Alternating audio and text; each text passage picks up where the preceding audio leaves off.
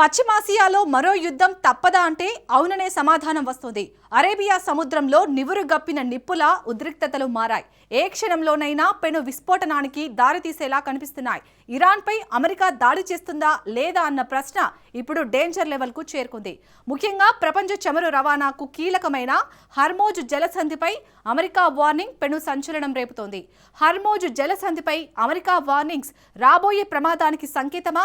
అసలు పశ్చిమాసియాలో ఏం జరుగుతుంది? యుద్ధ మేఘాలు ఎందుకు కమ్ముకుంటున్నాయి? చమురు సెగలు ప్రపంచాన్ని ఎలా దహించబోతున్నాయి? Let's watch. ఇరాన్పై అమెరికా మౌనం సీక్రెట్ ఏంటి? నెతన్యాహు ఎంట్రీతో సీన్ మారిపోతుందా? హార్మోజ్తో ప్రపంచ క్రూడ్ డేంజర్ ఏంటి? కొన్ని వారాలుగా ప్రపంచాన్ని ఒక సందేహం పట్టి పీడిస్తోంది. ఆ సందేహం ఏంటంటే ఇరాన్పై అమెరికా దాడి చేస్తుందా లేదా? ఈ ప్రశ్నకు ప్రస్తుతం అయితే సమాధానం లేదు. అదృష్టవశాత్తు మిస్సైళ్లను ప్రయోగించలేదు, ఎలాంటి దాడులకు తెగబడలేదు. కానీ అమెరికా మౌనం అందరిలోనూ టెన్షన్స్ రైజ్ చేస్తోంది. ఈ మౌనం శాంతికి గ్యారంటీ ఇవ్వడం లేదు. అరేబియాలో ఉద్రిక్తతలు కొనసాగుతున్నాయి. ఇప్పుడు ఈ టెన్షన్లు చమురు మార్కెట్లను ఆందోళనకు గురి చేస్తున్నాయి. తాజాగా అమెరికా ఓ అధికారిక హెచ్చరిక జారీ చేసింది. ముఖ్యంగా అమెరికా జెండాతో ప్రయాణించే చమురు ట్యాంకర్లకు వార్నింగ్ ఇచ్చింది. అది కూడా హార్మోజ్ జలసంధి గుండా వెళ్లే నౌకలకు ఈ వార్నింగ్స్ వర్తిస్తాయి. అసలు అమెరికా ఇచ్చిన వార్నింగ్స్ ఏంటి? ప్రధానంగా వాషింగ్టన్ 3 అంశాలను పేర్కొంది.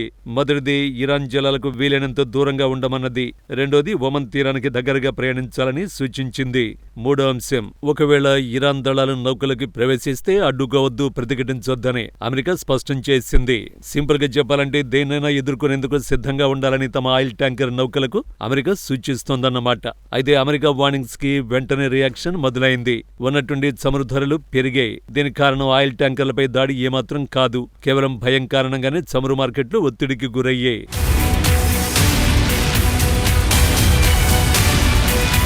నిజానికి హార్మోజ్ జలసంధి మ్యాప్లో చాలా చిన్నగా కనిపించొచ్చు, కానీ హార్మోజ్ అత్యంత ముఖ్యమైన సముద్ర మార్గం.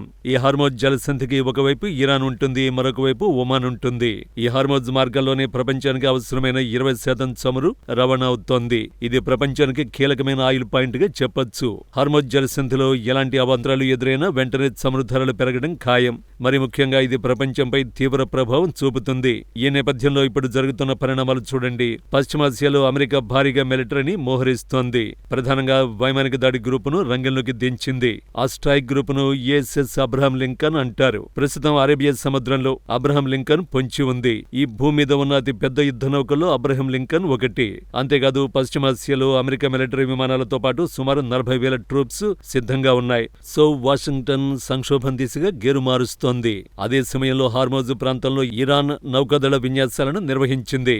అదే సమయంలో ఇరు దేశాలు చర్చలు కూడా జరుపుతున్నాయి. ఇరాన్ తమతో ఒప్పందం చేసుకోవాలని తీవ్రంగా ప్రయత్నిస్తున్నట్టు వారం రోజుల క్రితం ట్రంప్ చెప్పాడు. మరోవైపు దౌత్యం ఫుల్ స్వింగ్ లో ఉంది. ఒమాన్లో అమెరికా ఇరాన్ పరోక్ష చర్చలు జోరుగా నిర్వహిస్తున్నాయి. ఇరాన్కు చెందిన టాప్ భద్రతాధికారులు ఒమాన్లో పాగా వేశారు. రెండో రౌండ్ పరోక్ష చర్చలను ఇటు ఇరాన్ అటు అమెరికా నిర్ధారించాయి. కానీ ఈ చర్చలు ఎప్పుడన్న తేదీని మాత్రం వెల్లడించలేదు. ఇప్పుడు దీనిపైన అనుమానాలు మొదలయ్యాయి. అందుకే అరేబియాలో మళ్లీ టెన్షన్స్ మొదలయ్యాయి. మస్కట్ లో సమావేశం కేవలం సగం రోజులోనే అయిపోయిందని ఇరాన్ విదేశాంగ శాఖ ప్రతినిధి ఇస్మాయిల్ బాఘీ తెలిపాడు. ఈ చర్చలు మున్ముందు ఎలా సాగుతున్నాయన్నది అంచనా వేయడమే ప్రధాన ఉద్దేశమని చెప్పాడు. ఈ సమావేశంలో క్షేత్రస్థాయి పరిస్థితుల కంటే ఓవరాల్ గా దృష్టి సారించినట్టు బాఘీ స్పష్టం చేశాడు. ఈ చర్చల్లో అత్యంత కీలకమైన అంశం ఇరాన్ అణు కార్యక్రమాలు. ప్రస్తుతం యురేనియంను 60% వరకు ఇరాన్ శుద్ధి చేసింది. అణుబాంబు తయారు చేయడానికి యురేనియం 90% శుద్ధి చేసి ఉండాలి. అయితే తాము అణుబాంబులను తయారు చేయడం లేదని ఇరాన్ వాదిస్తోంది. కానీ పశ్చిమ దేశాలు మాత్రం విశ్వసించడం లేదు. యురేనియం శుద్ధి చేయడాన్ని ఇరాన్ ఆపేయాలని అమెరికా డిమాండ్ చేస్తోంది. కానీ అమెరికా డిమాండ్ను ఇరాన్ ఎన్నాళ్లు తిరస్కరించింది. ఇప్పుడు తెహ్రాన్ నిర్ణయంలో మార్పు వచ్చింది. కావాలంటే యురేనియం శుద్ధి చేయడాన్ని తగ్గిస్తామంటోంది. దానికి బదులుగా అమెరికా అన్ని రకాల ఆంక్షలు ఎత్తేయాలని ఇరాన్ డిమాండ్ చేస్తోంది. సో ఇరు దేశాల మధ్య ఎన్నో చిక్కుముడులున్నాయి.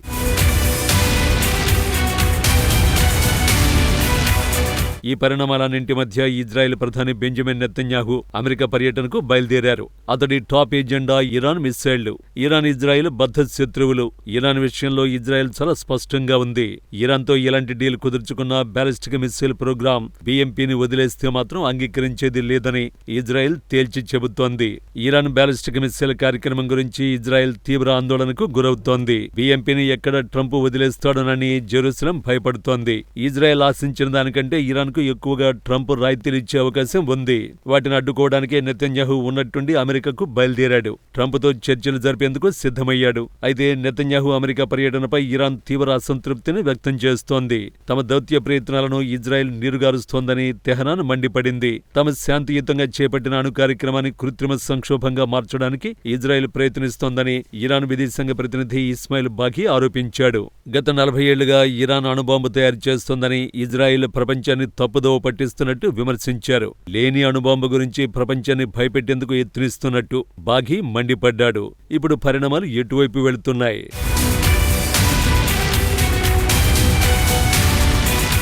ఇప్పుడు అసలు విషయానికి వద్దాం. ఇరాన్పై అమెరికా దాడి చేస్తుందా? ప్రస్తుతానికి ఇరాన్పై తక్షణమే దాడులు జరిగే సూచనలు మాత్రం కనిపించడం లేదు. దీనికి 2 ప్రధాన కారణాలు ఉన్నాయి. మొదటిది, ఇరాన్పై దాడి చేయడం అమెరికాకు అంత ఈజీ కాదు. ఇరాన్ వద్ద భారీగా మిస్సైళ్లు, డ్రోన్లు ఉన్నాయి. సైన్యం పటిష్టంగా ఉంది. ఇరాన్తో పెట్టుకుంటే ఇరువైపులా భారీ నష్టం వాటిల్లే ప్రమాదం ఉంది. ఇరు దేశాల మధ్య ఉద్రిక్తతలు పెరిగితే భారీ వినాశనం తప్పదని ఇరాన్కు, అమెరికాకు బాగా తెలుసు. ఇక రెండో విషయం ఏంటంటే, పశ్చిమాసియాలోని ఇతర దేశాలు శాంతిని కోరుకుంటున్నాయి. ఇరాన్, అమెరికా మధ్య యుద్ధాన్ని ఒమాన్, ఖతార్, సౌదీ అరేబియా వంటి దేశాలు వ్యతిరేకిస్తున్నాయి. దీంతో అమెరికా, ఇరాన్ ఇప్పుడు ఒక అనిశ్చితిలో కూరుకుపోయాయి. అలాగని అమెరికా దాడి చేయలేదని చెప్పలేం. యుద్ధం అనివార్యమా అంటే చెప్పలేం. అలాగని శాంతి నెలకొంటుందా అన్నది కూడా చెప్పలేం.